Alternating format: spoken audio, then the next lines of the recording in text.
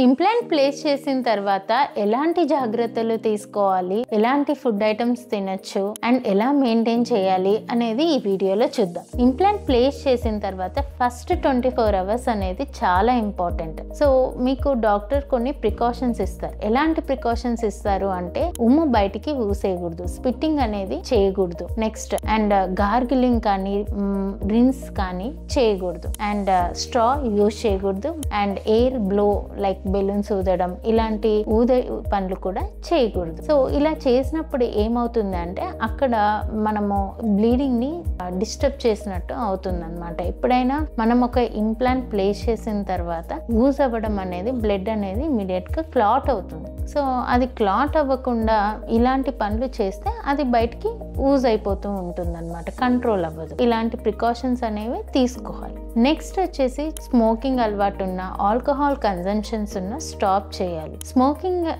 చేస్తే ఏం ప్రాబ్లం అవుతుంది అంటే మనం ఇంప్లాంట్ పెట్టిన ప్లేస్ లో అది సరిగ్గా హీల్ అవ్వదు. నెక్స్ట్ వచ్చేసి ఆల్కహాల్ ఎందుకు వద్దు అంటామంటే జనరల్ ప్రిస్క్రైబ్ చేస్తారు డాక్టర్స్ నార్మల్ గా, మీరు యాంటీబయాటిక్స్ వాడండి ఆర్ పెయిన్ కిల్లర్స్ వాడండి 3 to 5 days అని ఇస్తారు. మీరు ఆ టైంలో ఆల్కహాల్ తీసుకున్నట్టు అయితే స్టమక్ అప్సెట్ అవ్వడం ఇలాంటివి జరుగుతుంది. నెక్స్ట్ ఎలాంటి ఫుడ్ అనేది తీసుకోవాలి అంటే మీరు సాఫ్ట్ డైట్ అనేది సెలెక్ట్ చేసుకోవాలి ఎప్పుడు కానీ. సో రైస్ తినచ్చు, like curd, any type of food, upma ఇలాంటి అన్నీ తినచ్చు, సాఫ్ట్ ఇడ్లీ అన్నీ తినచ్చు. బట్ ప్రాబ్లం ఏంటి అంటే హార్డ్ అండ్ క్రంచీ బైట్స్ అనేవి ఇవ్వకూడదు. నెక్స్ట్ మీరు స్టిక్కీ ఫుడ్స్ అనేవి అసలు సెలెక్ట్ చేసుకోకండి.